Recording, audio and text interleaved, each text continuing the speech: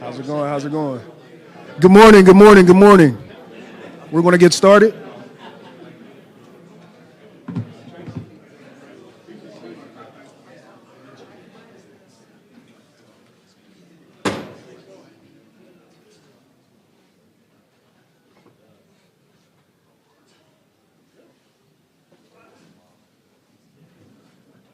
Good morning, everyone. My name is Anthony Edwards. I hope all of you are enjoying the pre-construction workshop. I'm happy to be here. I'm your room host for today from 10:15 to 11:30. The first presentation we have is the blueprint of your projects per the photogrammetry unit. We have Michael Curcio here. Nice. And Matthew Macon, both from the photogrammetry unit. After their presentation, we'll have Keith Honeycutt, formerly with Locations and Surveys. He'll be talking about mapping challenges in the aftermath of Hurricane Helene and the Locations and Surveys unit. Let you guys take it from here. Yeah.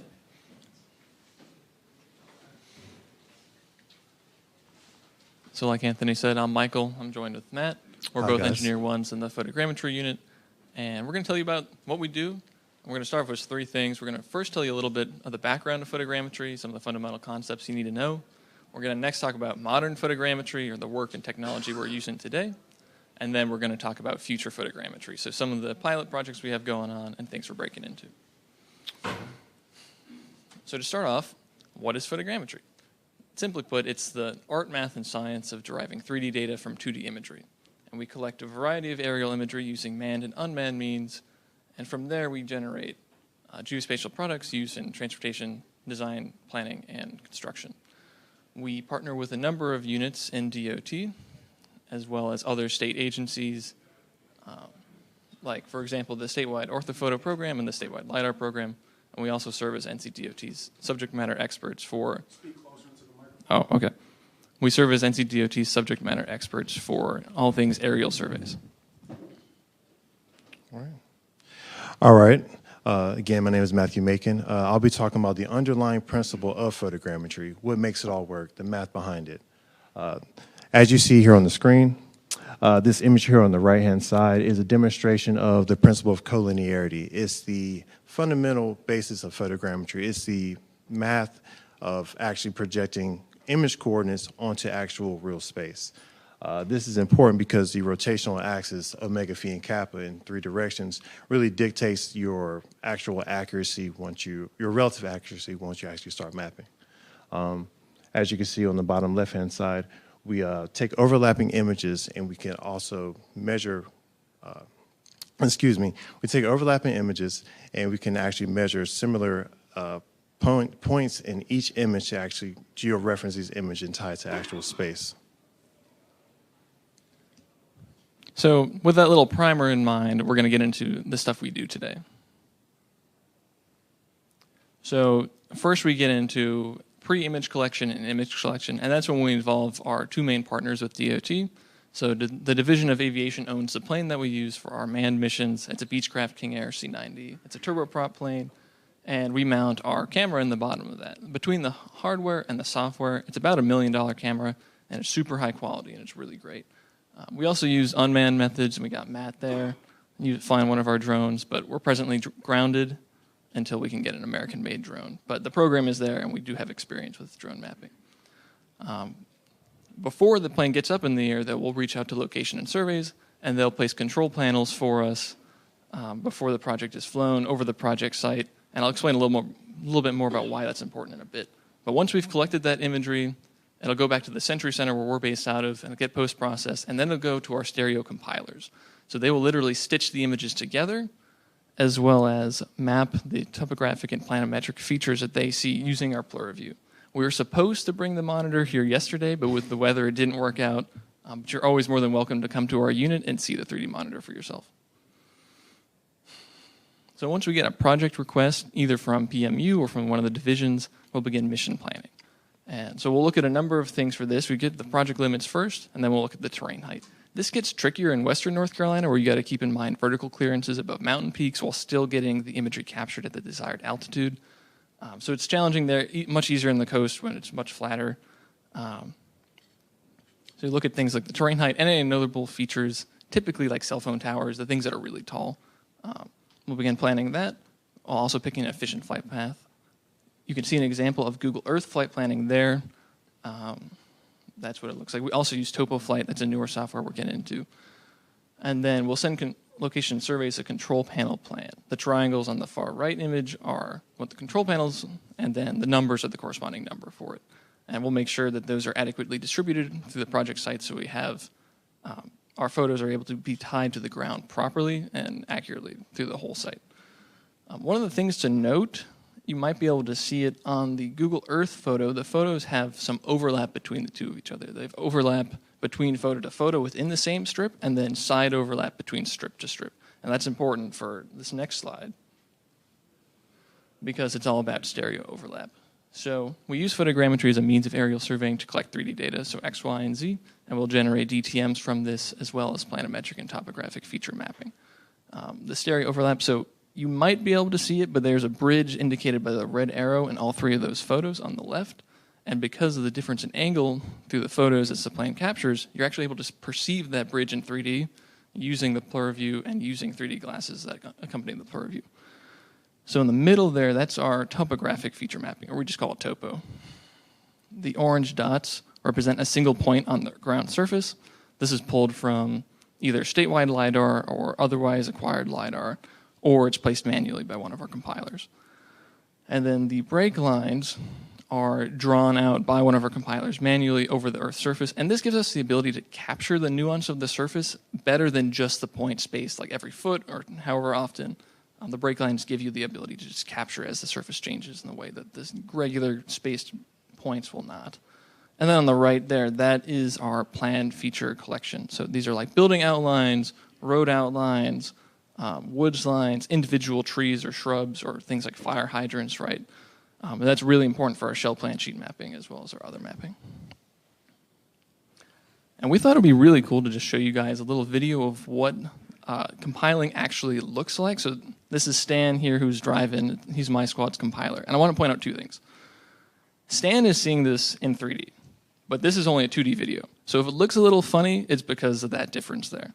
But again, if you were to come by our unit and see one of the PlurViews, you'd be able to see what Stan would actually be seeing in 3D.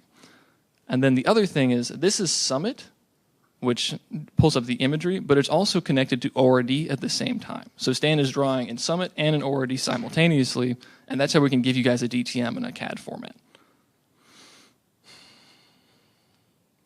So our experience, so Stan's been doing this for a really long time. He started doing this in 1985. It's been longer than both Matt and I have been alive, actually, so I don't want to make anyone feel old.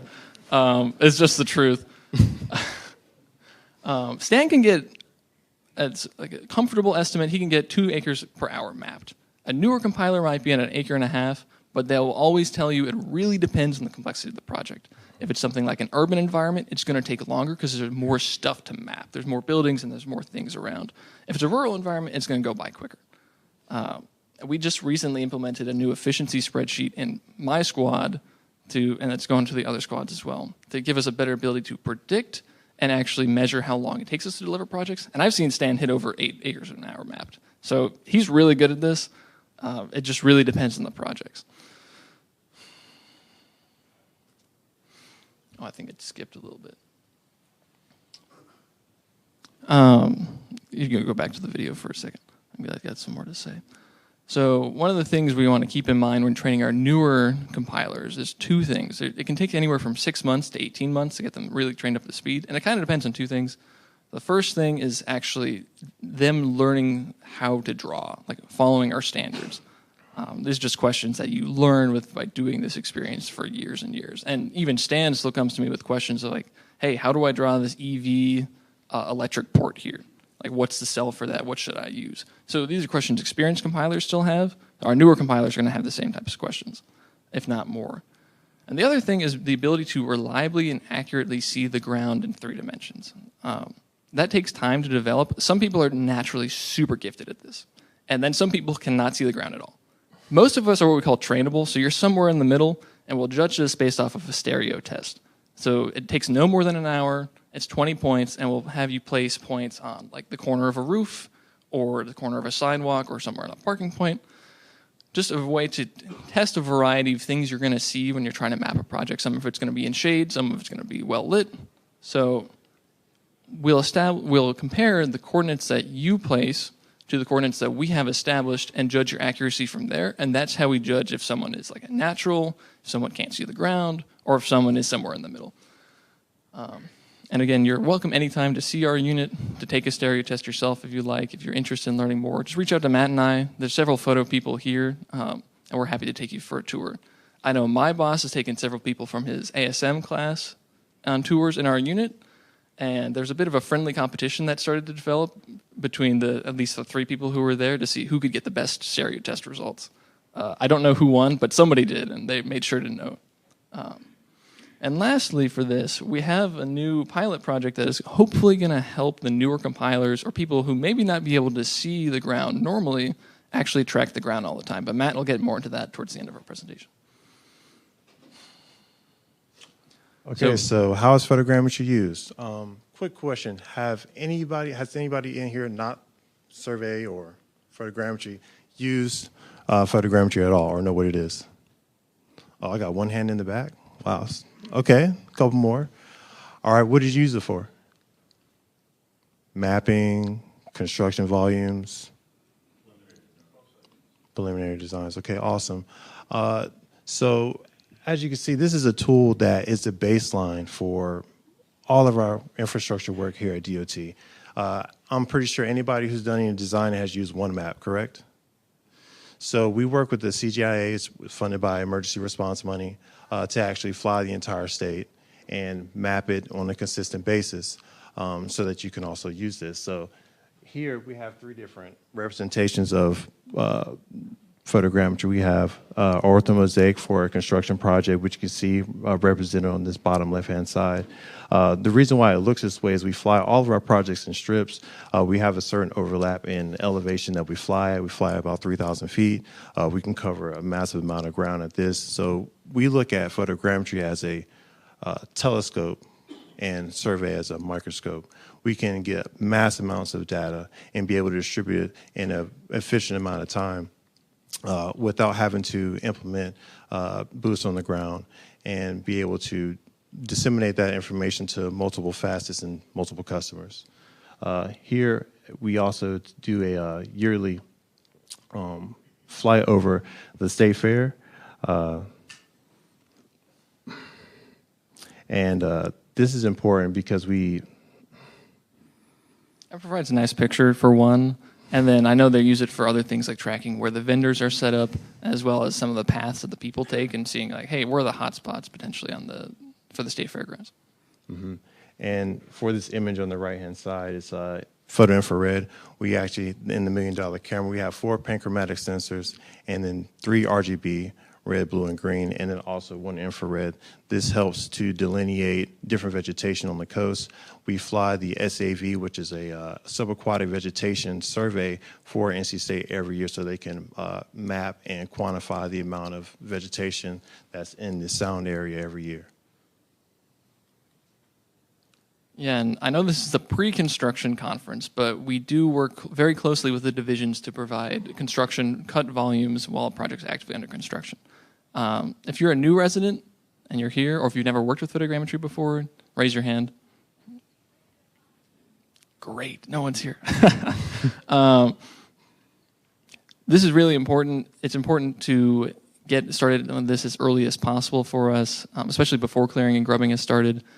But basically, this gives the residents more confidence when they go to pay their contractor for the amount of dirt that they've moved, that they've actually paid them for the right quantity. Because we'll fly it from, say, date A to date B, and between those two, we can compare the surfaces we generate and then spit out a volume and say, hey, this amount of cut and this amount of fill have been generated over however long. And that flight frequency is really up to the discretion of the resident. We can do month to month. We can do more infrequent than that. It really just depends on the resident's needs. And we produce a variety of deliverables. Obviously, the DTMs and then the imagery, that's of course we deliver that. But we can also make things like cross-section sheets, heat maps, the earthwork pay quantity report for the residents. And as well, we're more than a Bentley shop, so we do a lot of work with ORD, but we also work with ARC, we also work with Global Mapper and UAS Master and a number of other software. So if you have other needs that aren't just ORD, again, feel free to reach out to us and we'll see what we can do. All right, and next we have our statewide LiDAR program. Luckily, we have a good implementation of the statewide LiDAR program coming up soon with Keith presenting right after us. This program actually flies five portions of the state every 3 years, acquiring LiDAR at various different densities. This project has been going on since the early 2010s, and it's a very vital portion of photogrammetry. It allows us to not only map more efficiently, but more effectively as well. By implementing this LiDAR, we can actually blanket our entire map, but then also add brake lines and other features to actually delineate our surface even better so we can deliver in a more efficient manner. And we can also disseminate this information to our other customers. In ArcGIS, we have a tool called Get DEM, and you can get various different spacings of LiDAR directly on your own computer without actually interfacing with us. And we can train you on that and also provide SOPs as well. And right here we have an image of Pigeon River right at 40. As you can see, I'm going to take this mic up. Right here is where the old embankment used to be for 40. And this right here is all the area that was eroded from all the water and force that was created by Hurricane Helene. This is important because Mo here, we're very closely with location surveys to help them get quantities and actually rebuild back this road more effectively over time. Okay, so we have a lot of data stored up for you. Obviously, a lot of LiDAR data like Matt was talking about. And if you're unfamiliar with LiDAR, it can be quite daunting. These point clouds can be huge. And when I say huge, I mean it's like 300 gigabytes huge, potentially. So we're familiar with working with those data sets. So instead of someone who's less familiar with this trying to wade through like an ocean's worth of data, you can reach out to us and we can help either extract the classes that you actually need and then reduce the size of the LiDAR data set so it's actually usable for the uses that you guys have. Additionally, we have literally decades worth of imagery. Our unit started back in the 50s, and that archive, so sorry, I'm getting ahead of myself. So we have started a collection in the 50s, and then this data is publicly available, at least from the 50s to 96 right now on our historic imagery archive. And that's what that QR code is for. You can hit the transition. There you go. So when you'll open the historic imagery archive, this is like, we have a bunch of film stored up in these canisters. And actually the oldest is in a huge freezer that we have. The freezer smells horrible. It has to do with the acetate that is used to preserve the older film. But regardless, I see Eric out there scanning it every day. He's scanning some more film. And that's either going for a special project that somebody's asked for, or it'll go to the historic imagery archive. And again, that's available in the QR code. So every icon is a single photo. And it's color-coded per decade, and you probably can't see it from this photo, but there are different types of shapes, and that corresponds to the quality of the scan, like the resolution.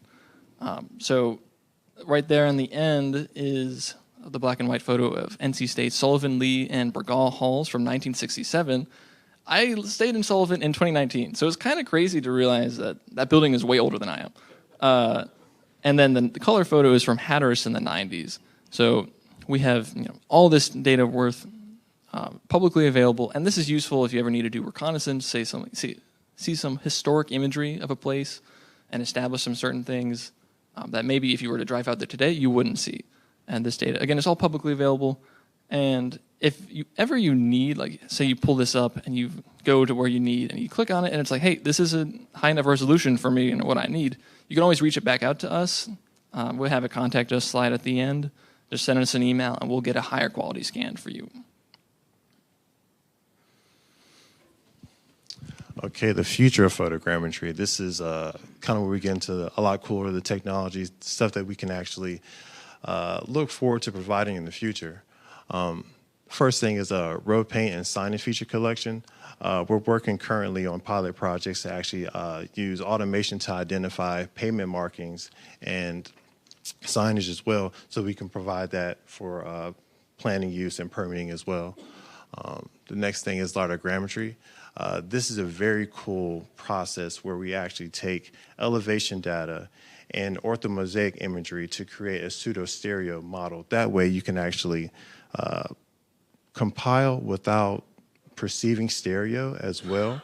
So a new compiler, i.e. me or Michael, when we first started, we can actually snap to the ground and actually digitize features without having to spend 18 to 24 months actually training on this. So it also allows us to map a lot faster as well. This project for Batcave was one of our pilot projects. It's 9 miles. We received the LiDAR imagery, we decimated it, and we were able to get planimetric features and a surface generated within a day and a half. Yeah.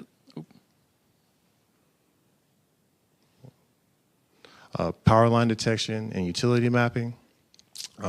We're also working with utilities to identify power lines, the heights of the power lines and also the sag. That way, during pre-construction, they can interface with Duke if they need to move any of these power lines or inform any of the assistant residents about any possible height issues with equipment being mobilized in and out of the construction site. And then the last thing is the Hurricane Helene response, and more from the location on this. Okay, so getting into a little more of the weeds for this stuff, we currently have the capability to collect things like signs and painted shapes and the paint lines, but this is all done manually. So when getting into LiDAR, both from the statewide LiDAR program, but also either mobile scan or terrestrial LiDAR from locations, that gives us the capability to automate some of this collection. So things like signs, yes, we could automate that collection. Things like painted shapes, probably. Right now, the big issue is with the painted lines because AI cannot draw a line. We're still working on that, trying to teach it how to do that. It's kind of silly that it can't, but the other part of this, which is really cool, is the LiDAR scan data would allow us to crack or to measure how long the cracks are and how fast they're forming of a road. It's extremely useful if you need to form a pavement rehabilitation plan. You can prioritize the regions that are getting broken down faster as opposed to slower areas that you have some more time. All right, and here is the project I was speaking of earlier. Let me start this video. So right here, there's a demonstration of photogrammetry.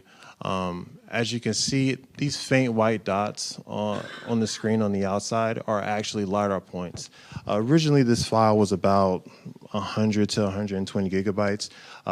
By decimating the file, we took it from 120 gigabytes down to about 250 megabytes, which is incredible because with the hardware that we're actually using at the state, it's a little bit harder to use such large data sets.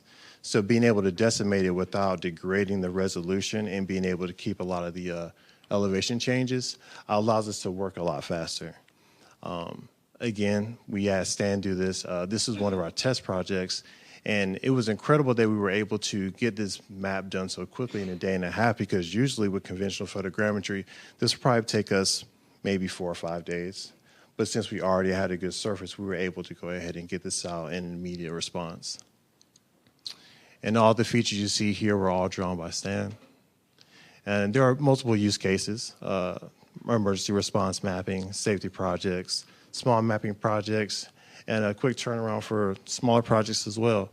And this will be more of have more of an impact going forward as long as we're using drones, because a lot of this data was derived from that as well. All the LiDAR you see shown on this project was derived from a Wingtra flown over that site about 2 to 3 weeks after the hurricane. So then we're working with some of our partners in the utilities unit to also make utility power line alignment mapping a standard deliverable. And so, oftentimes reaching out to Duke Energy and one of the other utility providers, it can take weeks to months to get this data back. And if it's old, it might not actually be accurate anymore. So we can get that around much faster with a guaranteed accuracy. And that's useful for just knowing where the alignments are. And this gets into the second part, which would be more of a niche deliverable, which is analyzing the power line sag. So we can get the power line sag using a mix of LiDAR data. Really, the better the LiDAR, the better it's going to be. We can also regularly gather the height of the power pole from point at the bottom to the top.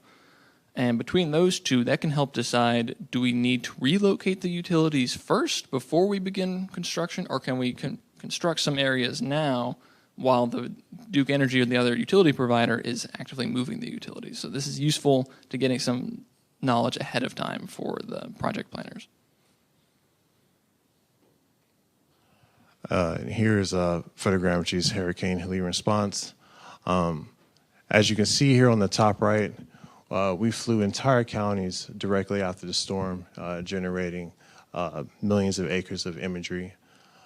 Here is a photo subset or a demonstration of all the imagery that we flew, Civil Air Patrol, and a Survey 123 images that were taken, along with drone images too, put together by Ryan here sitting in the crowd. On the left-hand side is a image of a 250-foot slide near Little Switzerland in Mitchell County.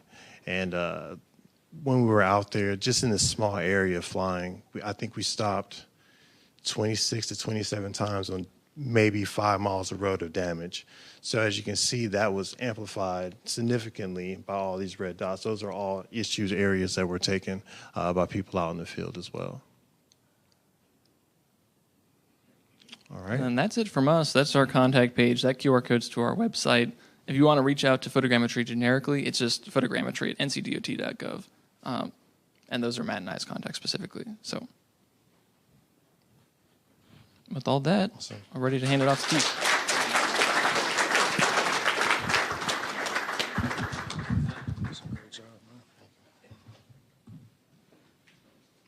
Now we'll have Keith Honeycutt to speak on the mapping challenges in the aftermath of Hurricane Helene. Sure.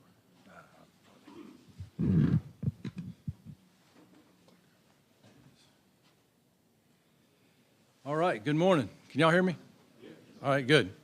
So my name is Keith Honeycutt, and I'm going to talk about the mapping challenges in the aftermath of Hurricane Helene that location surveys faced. All this was done in partnership with Photogrammetry unit, just to achieve some of the things that I'm going to show you. So we all know Hurricane Helene, presented a lot of unique and challenging moments for everybody involved, and location surveys response also faced many of those challenges. 3 of those that I'm going to discuss, picked out, I think that will show some of the unique things that we've done. One is pre and post Helene LiDAR mapping, reestablishing existing right-of-way, which is a biggie, and supporting FHWA and FEMA reimbursement. So as agencies repaired and assessed damages, and they were underway, post-Helene mapping was needed for the Yancey and Mitchell County corridor projects. Division 13 was developing a plan to address all the impacted roads along the river corridors, which were the Kane and the Toad Nolichucky up in Yancey County and bordering Mitchell County. The project delivery method selected was the progressive design build alternative, and the department began developing a short list of teams for the 4 identified projects. So in Yancey County and Mitchell County, historic floods impacted approximately 80 miles of roads along these rivers. 4 of the projects identified was 197 North in yellow.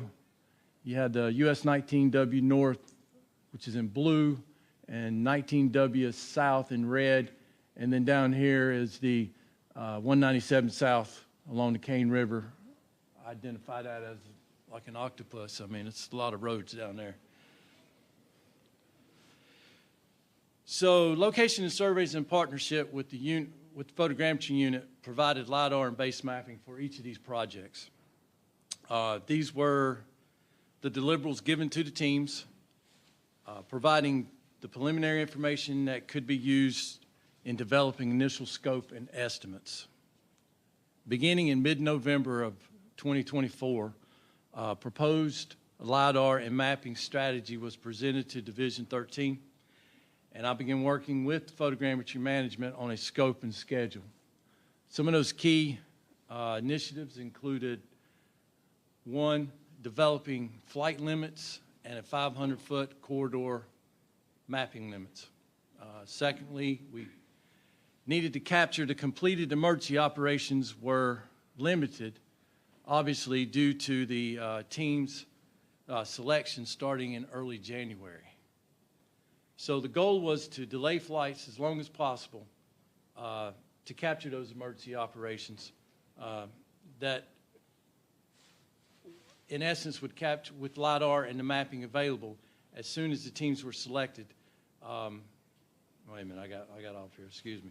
Second, we wanted to capture emergency operations were limited due to team selection in January. And so our goal was to delay the flights as much as possible so the emergency operations could be completed and the LiDAR and mapping that we acquired could capture that and be attained in the base mapping. So a month later, mid-December, 3 ground-controlled missions were flown. This was an astonishing feat considering over 80 miles and 4,100 acres were captured in a little over a month. So a 2-phase delivery was developed for this process. Phase 1 delivery would be by January 31st, 2025, and that included post-LiDAR, the mosaic imagery, and the classified LAS files. Phase 2 would be delivered prior to the end of February, and that included the shell plan sheet mapping, GIS property, the Helene pre-Helene LiDAR, and then more importantly, a product called Road Ribbon, which I'll talk about here in a few minutes. So projects were able to be localized with only 2 datums, preventing the need to have coordinated qualities between the projects. So you might ask why this is important. With teams developing early work packages, managing design and construction around project structures, and dividing their corridors into segments, having no coordinated qualities removed the concerns with the survey and design continuity. Knowing the surveys and the mapping would not pose any issues regardless of where the project termini lied. So US 19W, north and south, along with NC 197 north over here, we were able to capture all that under one localized datum. And then the 197 south was under a separate datum. Burnsville pretty much split. If anybody's familiar with where this is at, Burnsville along 19 East is between the two project corridors. So I'm going to talk a little bit about the LiDAR terrain models. So post-Helene LiDAR specifications was delivered with a maximum 5-foot grid and a 1/4-foot decimation. The terrain model was intended as a starting point or a base terrain model to build upon as emergency and cleanup operations continued. This would require supplemental surveys by the teams as the design progressed and the need was known. It included your typical 3D features like pavement and surface break lines that Matt talked about earlier. The pre-Helene QL1 LiDAR specifications was delivered with a 1-foot grid and a 1/4-foot decimation. So this allowed the pre and post LiDAR comparisons for hydraulic modeling and disturbance quantities to be made by the teams. So Road Ribbon. A key component of this post-Helene base mapping was a product called Road Ribbon. A lot of you might say, what is Road Ribbon? I didn't know what it was either. So we've all heard about Hurricane Helene's impact to western North Carolina on September 27th, 24, causing significant damage and flooding to many mountain communities. And I'm sure you've all seen many images like this one of the devastation left behind. So many areas were left with little evidence that a road ever existed. Right through here. Federal reimbursement focuses on restoring what was lost rather than upgrading or expanding it. In-kind construction is preferred over betterment unless solid justification is presented. So with land and infrastructure gone, where do you start to reestablish the existing right-of-way? So during my initial conversations with Photogrammetry, I accidentally came across road ribbon while discussing the need to identify the pre-Helene road section to aid in establishing a pre-Helene existing alignment. Initially, we considered using pre- and post-LIDAR, comparing the ongoing emergency and build-back sections to the pre-Helene road sections, and more importantly, identifying if we had encroached on adjacent properties outside the existing right-of-way. Kind of overlay and look at the two surfaces, the road sections, where it was built back for emergency access and where the existing lied, to see if they moved. It was during this conversation that I heard about road ribbon. So beginning in 2017, the scope included for the statewide LIDAR imagery and mapping. This is blown up. You can't even see that, can you? I didn't realize that anyway. Can y'all read that?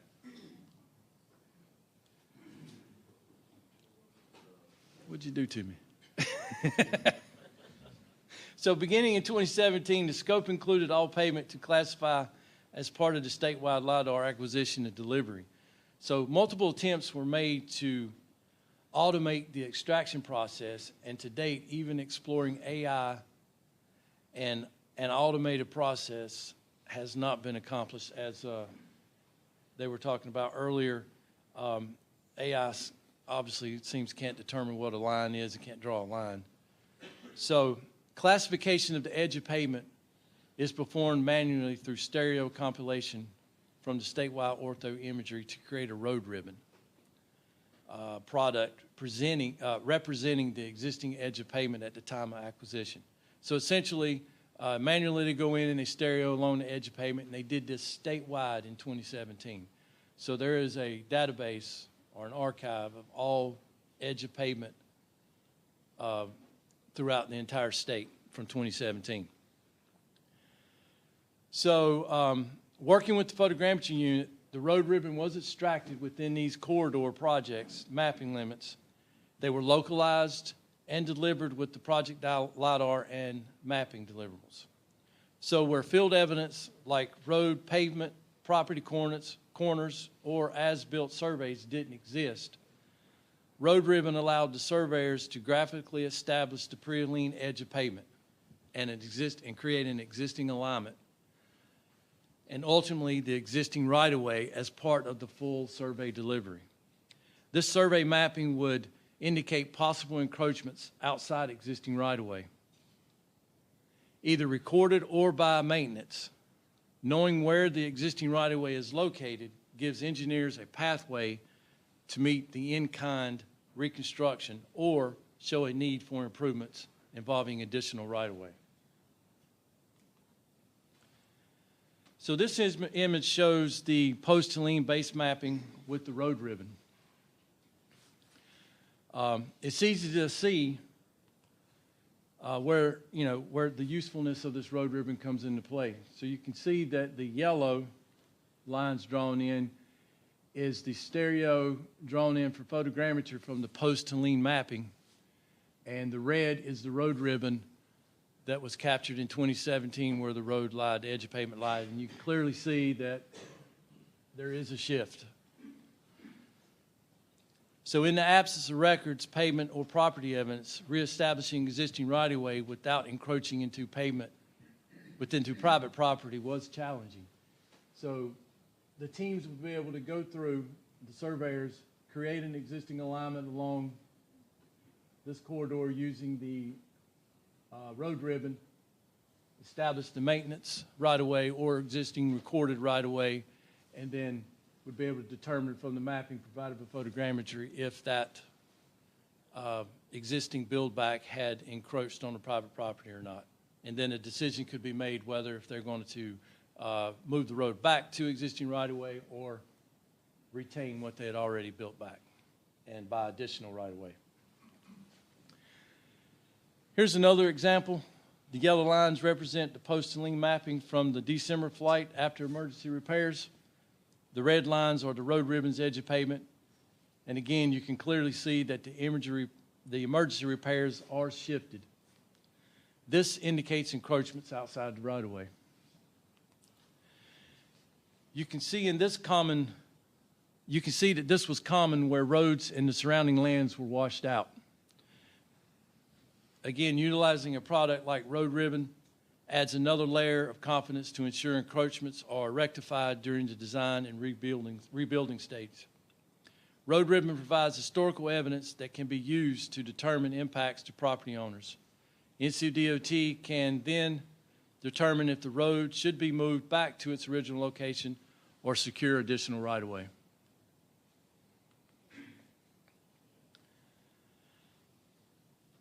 So the last topic I'm going to discuss are supplemental imagery and PDF product that we developed. So records are an important part of the department's request for disaster reimbursement. So early on, FHWA indicated that with the level of damage and potential costs, the application for reimbursement would need additional visual records to supplement the department's scope and estimates. So Location and Surveys was challenged to develop a product that would support the department's request for reimbursement, both with FHWA and FEMA. So during our initial conversations with the various stakeholders, that included Raleigh Central, Division 13, Division 14, and the Photogrammetry unit, there were 5 key requirements identified. And I apologize for the imagery here overlapping my text. But, there were 5 key requirements identified. First, show Hurricane Helene's impact to western North Carolina. Essentially tell a story that visualizes the devastation of the department's infrastructure. Secondly, incorporate images captured on the ground and in the air during the initial days and weeks after Helene. These images were uploaded into a Hurricane Helene online ArcGIS map that Matt had showed you previously. Many weeks of reviewing over 1,000 images taken by emergency management, drone operations, Survey 123 assessments, NCDOT photogrammetry flights, Civil Air Patrol flights, NOAA, and near map imagery. I spent weeks and weeks and weeks doing that. Thirdly, relate these images to the department's scope and estimates developed as part of the reimbursement application. NCDOT has a GIS layer of state-maintained roads delineated every 1/10 of a mile. Linear scopes and estimates could be referenced back to the facility using the mile marker layer. So an extent indicator was also developed to visually show where you were as you moved through the document along with other standardized mapping features. Fourth, the document needed to be in a format that could be scaled, also portable, and printed. A PDF document was developed that could be viewed electronically and legibly when printed on 11 by 17 sheets. This would allow stakeholders reviewing scope and estimates the ability to use printed copies to reference areas of interest. And then finally, final key requirements, leave an historical document that captures Helene's impact to the department's infrastructure. The federal reimbursement process can take several years to complete, and as key employees retire or move on, both state and federal agencies will need to be able to view, identify, and reference the devastation back to the scope and estimates under review, especially when people had no knowledge or were even involved in the Helene recovery or anything that had went on years, the years afterwards. So in partnership with Photogrammetry, Location Surveys developed a supplemental imagery PDF product for 8 primary river corridor projects.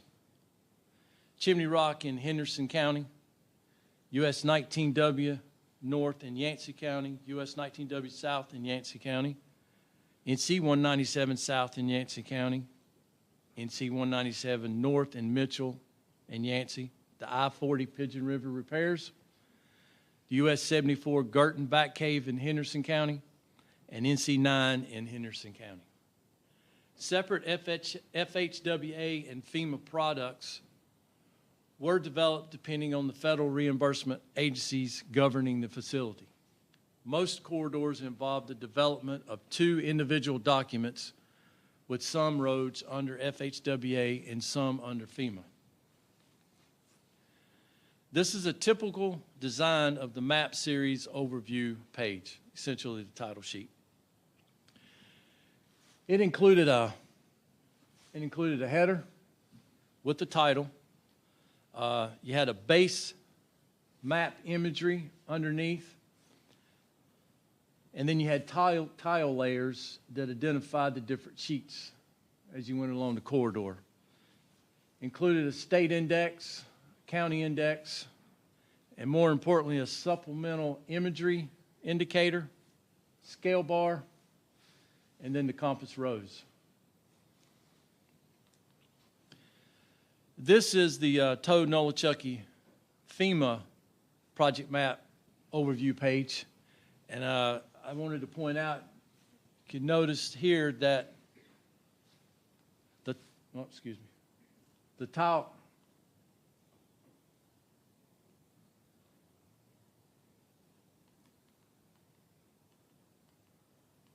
where's my page? Man, it jumped. As you can see here, the tile layout included 78 pages. This is just one project.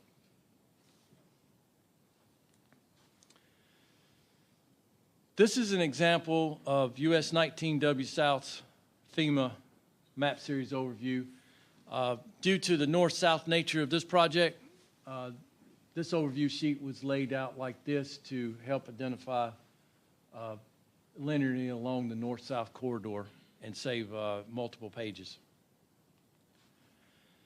Okay, this is how it works. So you have an extent indicator over here in the left, which identifies what sheet you're on as you move through the document. In this case, you're on sheet 40.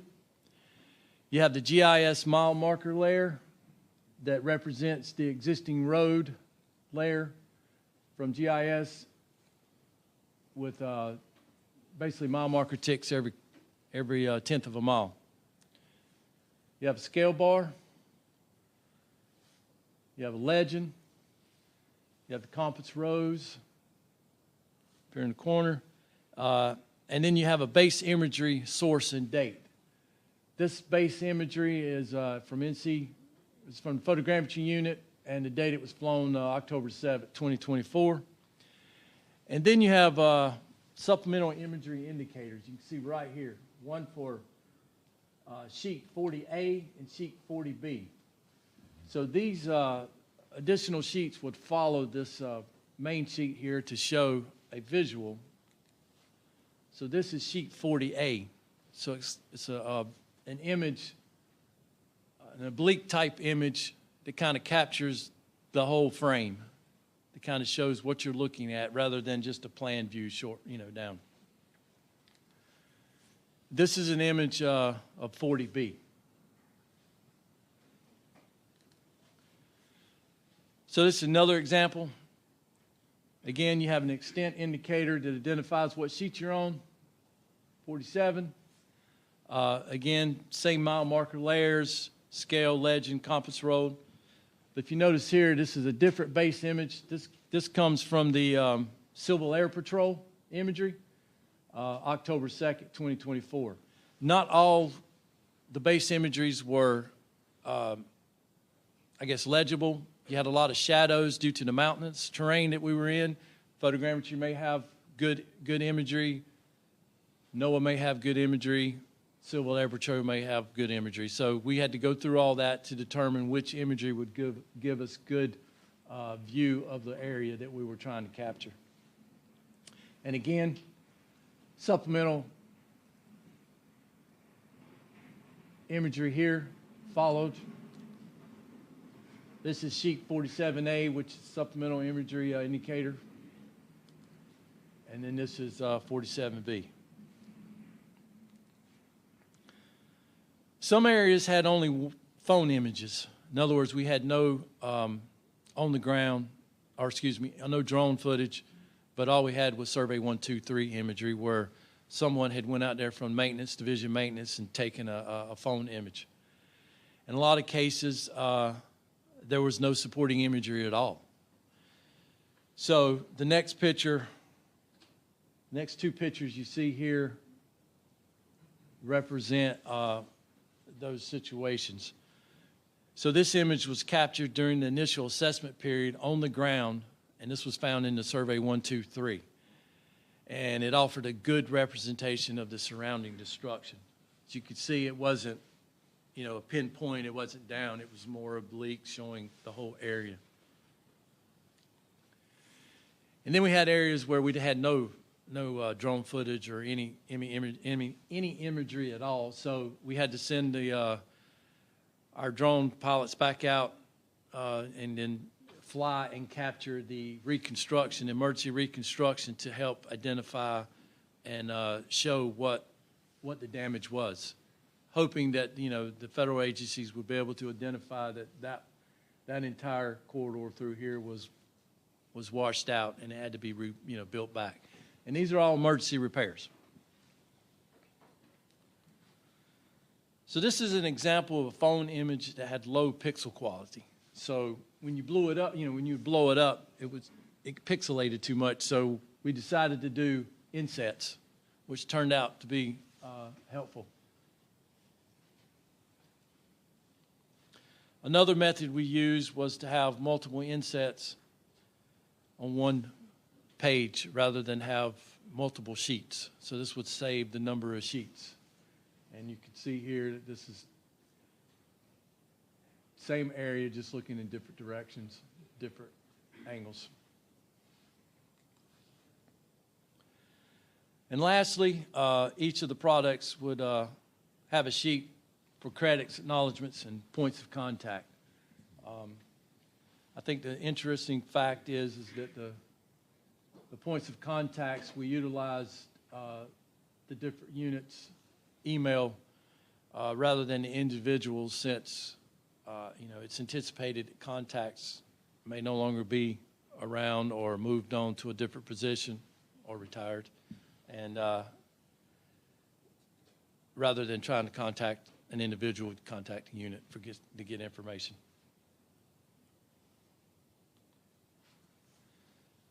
So some of the key observations that we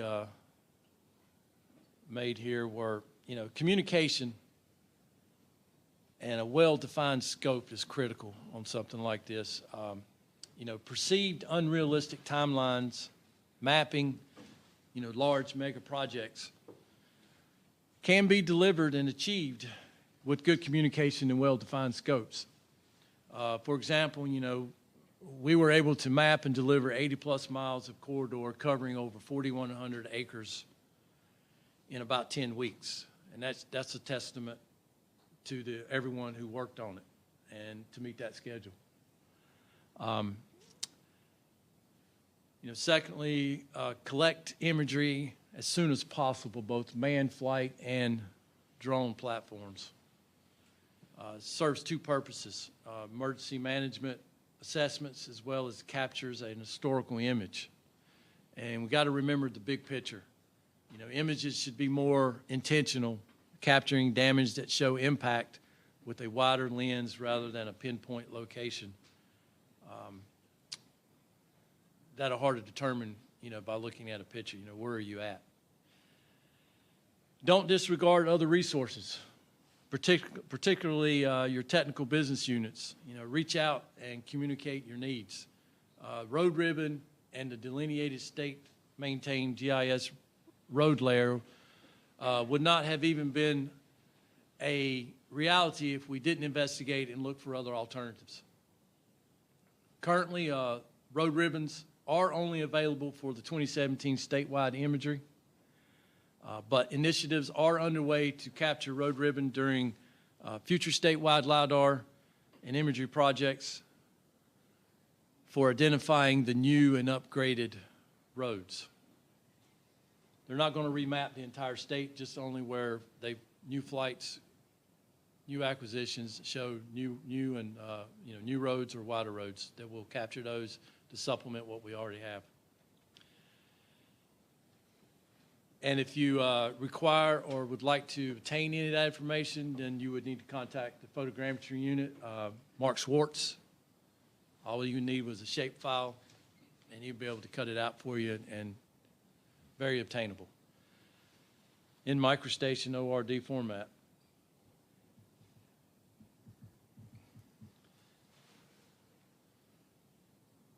Fourthly, we want to develop a process early. For example, a naming and storing images protocol, so sorting and obtaining the best visual representations of impacts can be gathered efficiently. The weeks and weeks of going through all the imagery, looking as we went along the corridor to find good imagery to put in those products, having to go find those and look through them, and it was, so having some type of process early on that puts them all together and you can go to them quickly would save a lot of time. The photogrammetry unit has developed a process creating this PDF document for future storms, giving employees guidance, preventing lost time from repeating lessons learned.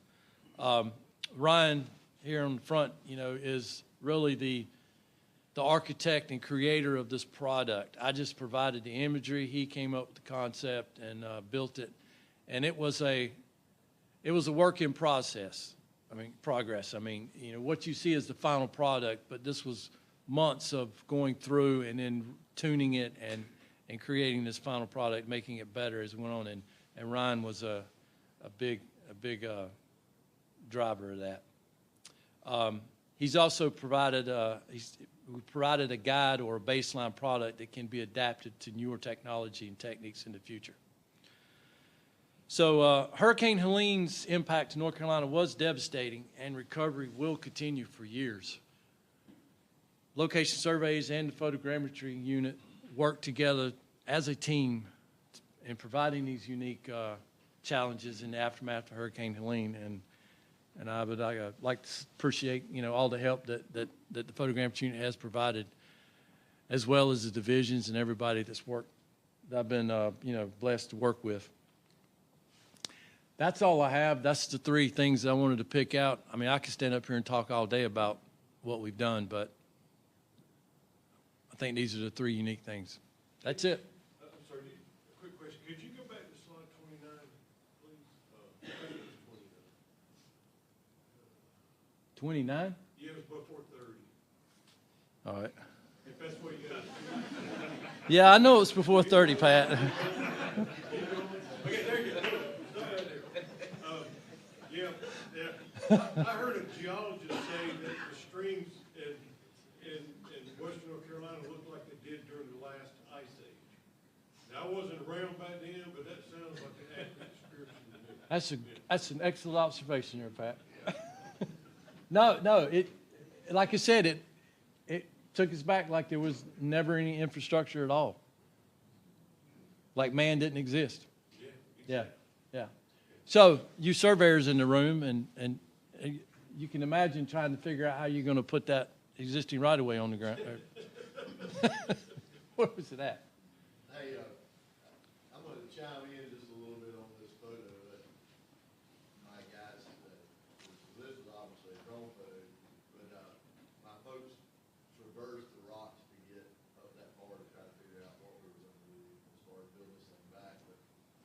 the thing that's missing here, especially when you get back towards town, the river went where the road was in a lot of places.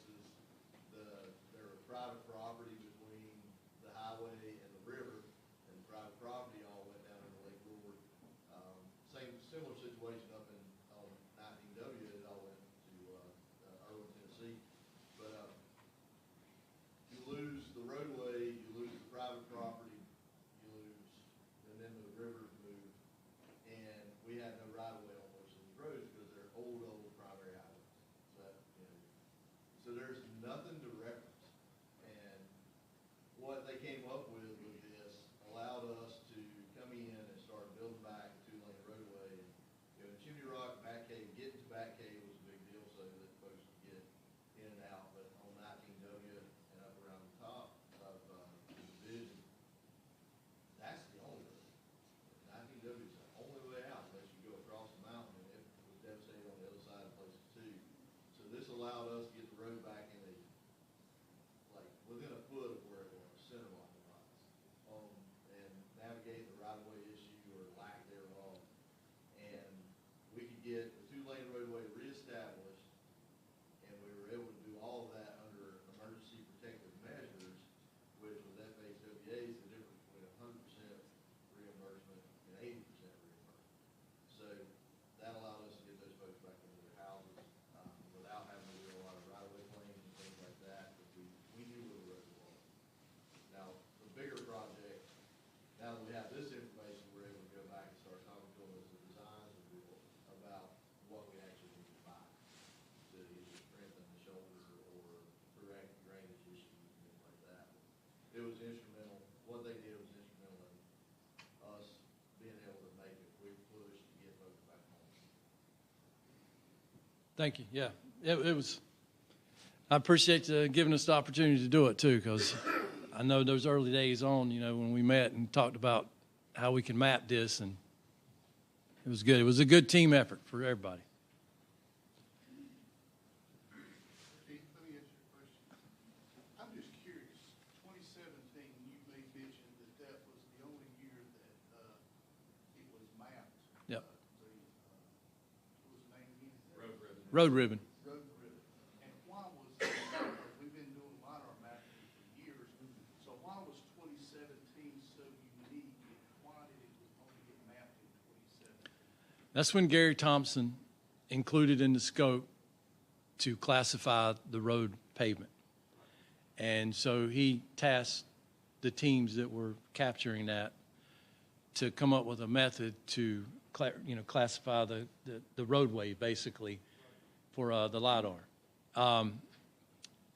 Several attempts were made to automate the process, but they couldn't. It was so time-consuming. So eventually, I believe it was ESP came in, and somebody within their company sat down and they mapped the entire state manually.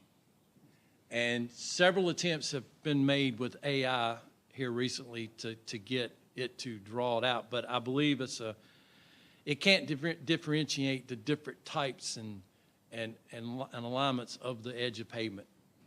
It can identify it to be able to, and then I guess there's an issue with it being able to draw a line. So, like you couldn't draw on the curve of the pavement, the turned image on the pavement.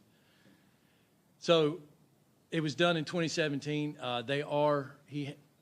Every year they've requested it to be part of the scope, and here recently they've decided as a protocol to manually do it rather than do the entire imagery collected. They're only going to do the updated roadway, the improvements or new highways or roads that have been built, and then continue to use what's already there from 2017. Well, I think that was kind of the saving grace here. It was. Being able to put this back, because without Gary's foresight putting that out there, you had nothing. Right, and it wasn't intended for that. It was really intended just to classify the LiDAR. But yes, it was. And had we not, conversed and carried on conversations trying to explain what we need, talked to other different units like photogrammetry, or statewide, mapping, GIS, and we never would have found out about all this to be able to put all this together. So, yeah, that was one of the observations I wanted to make, is just, reach out to your technical units.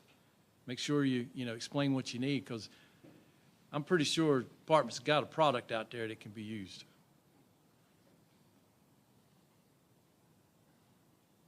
I know y'all got questions for photogrammetry.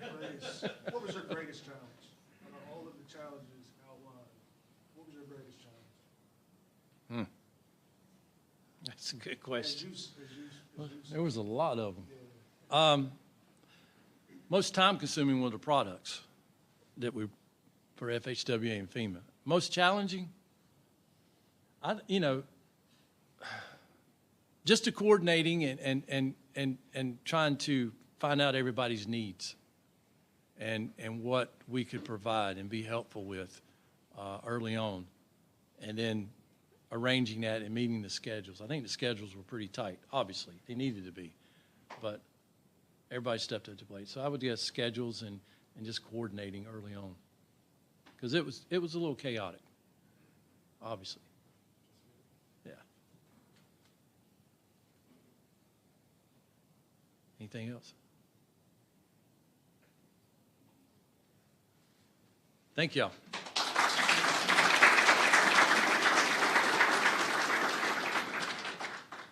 This concludes this session.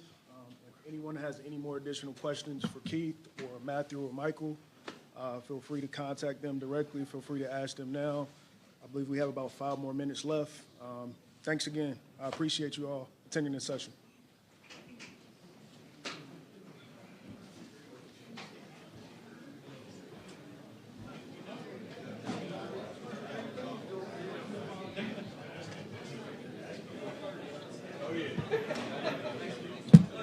Yes, sir.